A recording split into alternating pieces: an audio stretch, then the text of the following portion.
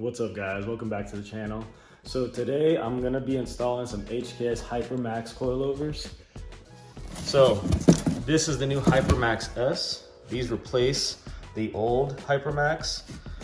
So if you guys know, like the gold ones that have been around for quite some time, this replaces it. So they still have the HKS drag coilover available. However, I wouldn't be surprised if they change to these in the future, maybe at least the colors, and I'm sure they're gonna make some adjustments.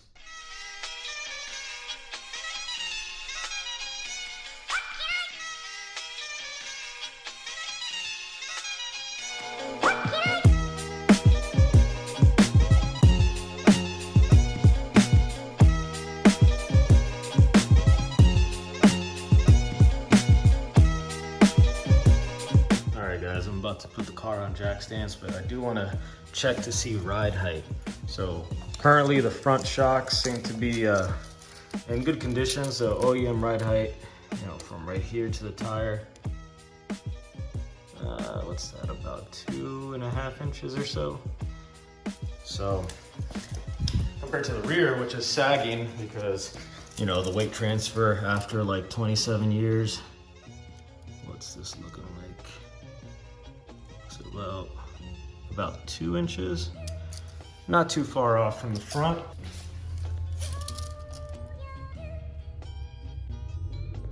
Two inches as well.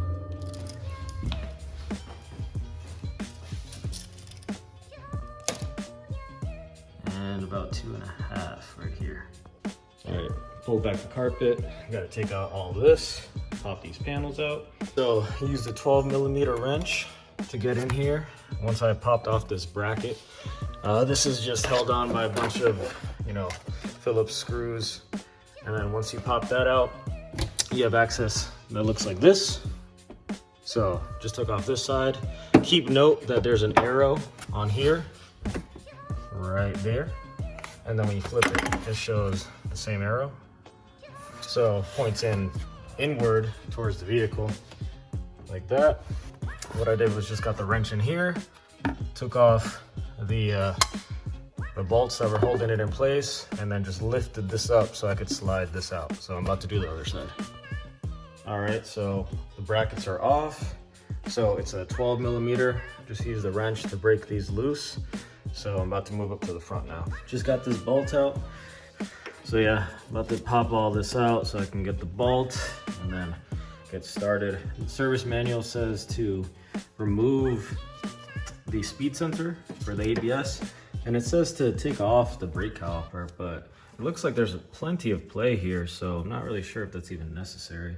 All right, I can definitely see why they want you to take off the brake caliper. So it has so much weight that it just carries the entire knuckle and everything, the whole assembly forward. What I ended up just doing was I got a jack and I did this. Just put a wheel stopper underneath, and it held in place. That way I was able to get the bolt out. And you got to disconnect this bracket over here and all of this, and at least loosen up the wheel well cover. That way you can get the bolt all the way out. So I ended up like pulling it back and just got the bolt out.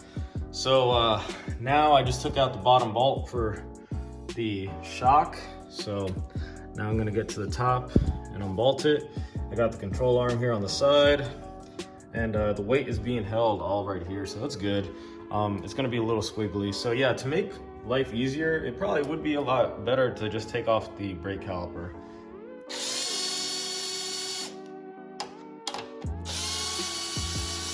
Everything is bolted up.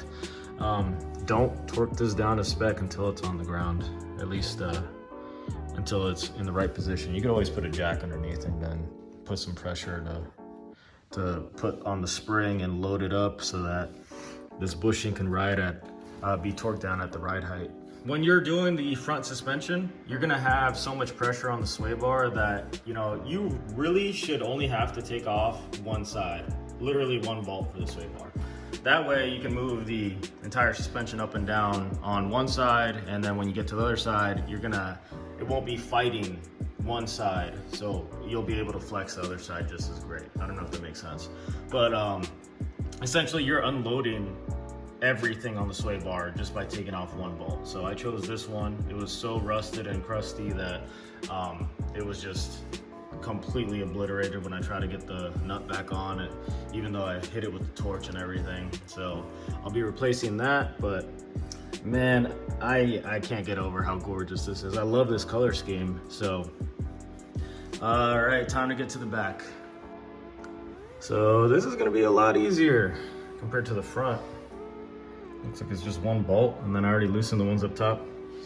Taquito rear, kind of strange, but I guess this is normal. So I looked it up, Taquito rear strut, but the front are KYB. But anyway, so I got this coilover out. So the service manual says to take off the brake caliper, take off the tie rod end link, etc. But you know, I learned my lesson about the tie rod end links. I'm not messing with these bolts.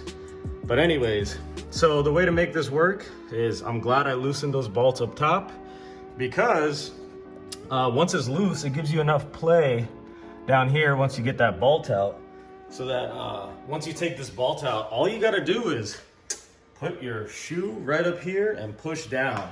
And once you push down, you know, you keep your hand on the coil and you pull it forward just enough to give you that clearance up here where you got a lot more window. And once you do that, you can get the entire strut out. All right, I'm installing the rear coilovers. So I just wanted to point out, make sure you always check the instructions. You know, even if you can't read Japanese like me, just make sure you follow along with the instructions as best as you can, because luckily it points out that these little, like, they look like centering type of like washers. You have to put them on the coilover. So I'm glad I checked this before I even started and took note of it. So I'm about to install that part. Remember, the jack is your friend. So put it under the control arm right here, raised it up. I was able to get this bolt in. So I'm still trying to line that up, and then I got the top bolts all threaded up. As you can see, just tight by hand. So now I'm gonna start snugging it all up. So as you can see, this little grommet, it's like aluminum, that's what goes in between. So use the jack until it's lined up, and then you'll easily be able to crush this just by hand. Also note that the instructions say not to reuse this washer, the OEM one. As you can see that here. All right, now that the coil is compressed, I just torqued this down. So it's 101 foot-pounds. Also says it in the service manual as well as this HKS installation guide. It's kind of tricky, but you gotta find it. 137 Newton meters of torque. All right, off to the next side. Now working on the other side. Quick tip, if you have trouble getting the nut off, LOL. If you got some issues trying to get that off, it's probably best if you just raise it up a little bit, again on the control arm, and then take some tension off that bolt. Another quick tip, just take off the coilovers at the same time. Take out the OEM ones, because once you put one side of the new coilover in, it sits different at a different ride height. So it was a pain in the ass trying to get this lined up just to get the bolt out. All right, now compressing the front. I'm essentially just binding up and making sure that this helper or a variable spring is completely compressed before I torque everything to spec. Well, time to put the wheels back on. Let's see how she sits. I wasn't able to finish up yesterday, so I ended up just torquing everything down this morning, and now I'm just gonna put the car down and see how she looks.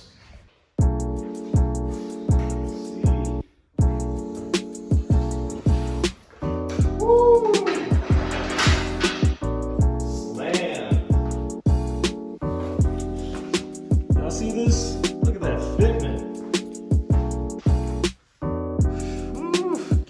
All right, now that we've seen that monster truck Fitment, I'm just gonna go ahead and adjust the ride height. So the back was actually not too bad, but the front, I do wanna lower it a decent amount. So I probably should have measured it while it was still outside the car, but yeah, it's 1.32. So So that's the distance between here and here. Sorry, from here and here. So I took measurement, just marked a little area. You can see probably those black dots right there. So after I saw where I started, what I did was I simply put my 1/2 inch breaker bar. HKS has this little 1/2 inch hole right there, so you can put this on and then break it loose, and then you can adjust the entire shock up and down. All right, so what I did was I spun this up by 3 threads. Now I'm gonna adjust the whole body and move it down.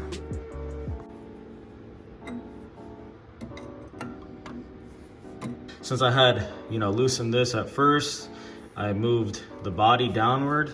I wanted to bring back that regular spacing.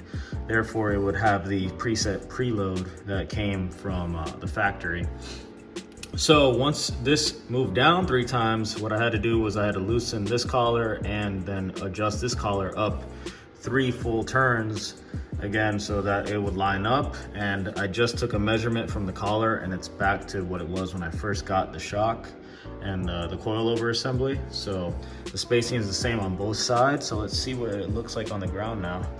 It's a lot better. It's still not perfect, but I do want to drive the car and see how she is before I make any more adjustments. And plus, once I get some wheels, I don't want to have to do 1,000 adjustments on the ride height.